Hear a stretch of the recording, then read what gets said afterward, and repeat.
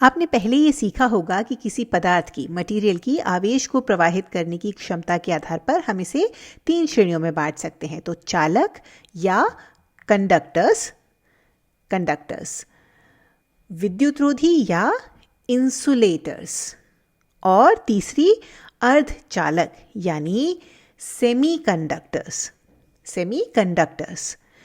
तो इस अध्याय में हम अर्धचालकों पर, सेमीकंडक्टर्स पर ध्यान केंद्रित करेंगे। लेकिन उससे पहले सवाल ये उठता है कि हमें सेमीकंडक्टर्स की आवश्यकता क्यों है। ऐसे सोचिए, कंडक्टर्स में, चालकों में आवेश बहुत अच्छे से प्रवाहित होता है, यानी इलेक्ट्रिसिटी, बिजली बहुत अच्छे से प्रवाहित होती है। इसलिए जहां हमें इलेक्ट्रिसिटी की आवश्यकता होती है वहां हम कंडक्टर्स का उपयोग कर सकते हैं। दूसरी ओर इंसुलेटर्स यानी विद्युतरोधी पदार्थ बिजली के प्रवाह को रोकते हैं। तो जहां हमें इलेक्ट्रिसिटी नहीं चाहिए वहां हम विद्युतरोधी पदार्थों का, इंसुलेटिंग मटीरियल्स का उपयोग कर सकते हैं। तो सवाल ये उठता है कि सेमीकंडक्टर्स का, अर्धचालकों का उपयोग कहाँ होता है, हमें ये चाहिए ही क्यों। चलिए इसे समझने के लिए ये फोटो देखते हैं। तो जैसा कि आप देख सकते हैं, इस फोटो में कुछ लोग एक बड़ी सी चीज को धकेलकर एक कमरे में ले जा रहे हैं। सोचिए ये चीज क्या हो सकती है। ये फोटो लगभग 60 साल पहले की है और लोग जिस चीज को धकेल रहे हैं वो असल में शुरुआत में बनी हार्ड ड्राइव्स में से एक है, जिसकी क्षमता थी पूरे 5 मेगाबाइट्स। जी हाँ, आपने बिल्कुल सही सुना, 5 MB। और अब आज की स्थिति देखें, ये हमारे पास एक छोटा सा मेमोरी कार्ड है और इसकी क्षमता 32 गीगाबाइट्स है, 32 GB है। मतलब ये इतनी बड़ी चीज़, और इसमें हम क्या स्टोर कर सकते हैं? मुश्किल से 2-3 तस्वीरें। लेकिन ये छोटा सा मेमोरी कार्ड वीडियोस, गेम्स और भी बहुत कुछ स्टोर कर सकता है। और मात्र 60 साल में ये तकनीकी प्रगति अविश्वसनीय है। लेकिन ये सब संभव कैसे हुआ? और खाली ये नहीं, जो भी चीज़ें हम कंप्यूटिंग के लिए उपयोग करते हैं, जैसे कैलकुलेटर्स, कंप्यूटर्स, मोबाइल फ़ोन्स या और भी इलेक्ट्रॉनिक वस्तुएं जिनका हम उपयोग करते हैं, उनकी कैपेसिटी, उनकी क्षमता कुछ साल पहले की तुलना में आज अविश्वसनीय है, अमेजिंग है। तो इतनी प्रगति संभव कैसे हुई? कंप्यूटिंग टेक्नोलॉजी में इतनी तेज़ी से उन्नति आखिर हुई कैसे?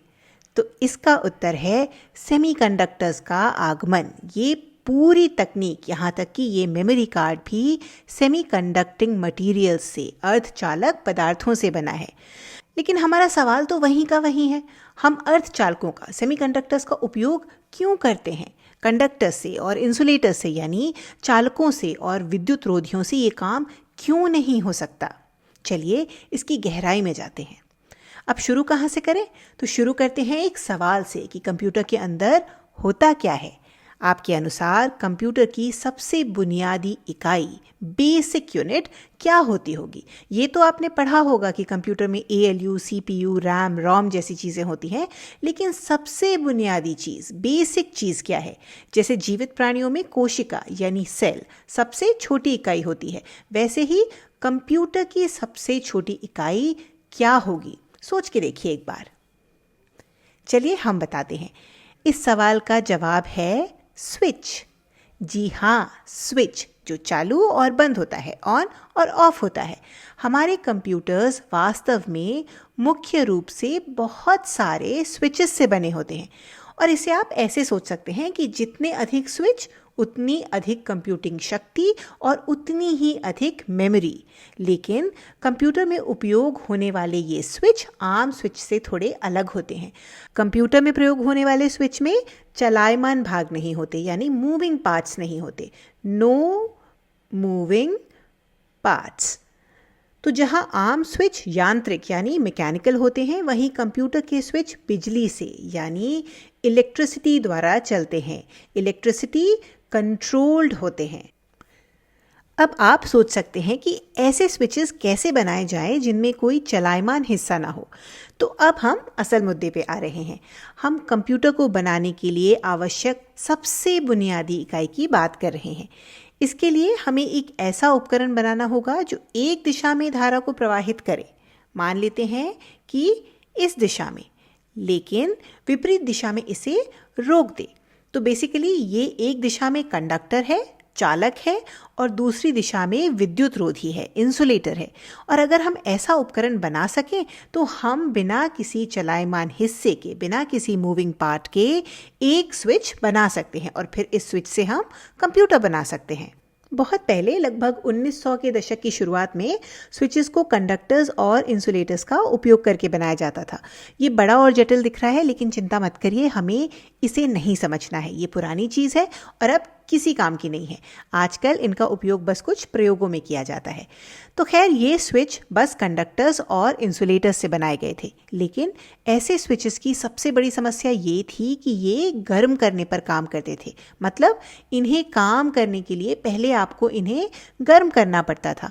तो अगर आप किसी कंप्यूटर के भीतर बहुत सारे ऐसे स्विच लगा दें तो कंप्यूटर बहुत गर्म हो जाते थे, और साथ ही साथ ये स्विच बड़े और भारी होते थे, जिसका मतलब था कि कंप्यूटर्स भी बहुत बड़े होते थे और उन्हें रखने के लिए न सिर्फ बड़े कमरे चाहिए होते थे, बल्कि उन्हें ठंडा रखने के लिए लगातार कूलिंग की आवश्यकता होती थी।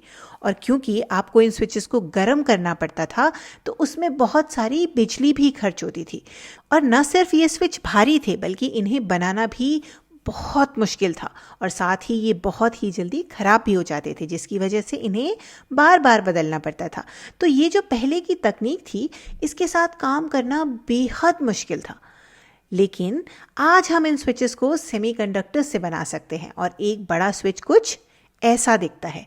अब आप माने या ना माने, लेकिन ये असल में आजकल का एक बड़ा स्विच है जिसे सेमीकंडक्टर्स से बनाया गया है। और कमाल की बात यह है कि इन्हें काम करने के लिए गर्म करने की आवश्यकता नहीं होती। इसका मतलब है कि इन्हें बहुत कम बिजली की, बहुत कम इलेक्ट्रिसिटी की आवश्यकता होती है। इसलिए ये असल में बहुत एफिशिएंट होते हैं, प्रभावशाली होते हैं। और ये हमने यहाँ एक बड़ा स्विच दिखाया है, लेकिन छोटे स्विच असल में इतने छोटे होते हैं कि अरबों स्विच, बिलियंस स्विच आपकी उंगली के एक नाखून पर समा सकते हैं। तो जब स्विच इतने छोटे हो गए तो इसका फ़ायदा ये हुआ कि हम अपने कंप्यूटर्स में बड़ी संख्या में स्विच लगा सकते हैं। इसीलिए आज हमारे कंप्यूटर्स इतने शक्तिशाली हैं।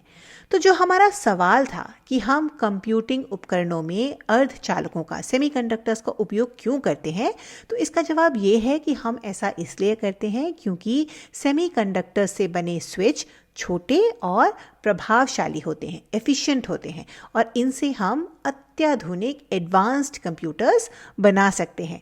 तो आने वाले वीडियोस में हम अर्धचालकों के, सेमीकंडक्टर्स के गुणों को और गहराई से समझेंगे।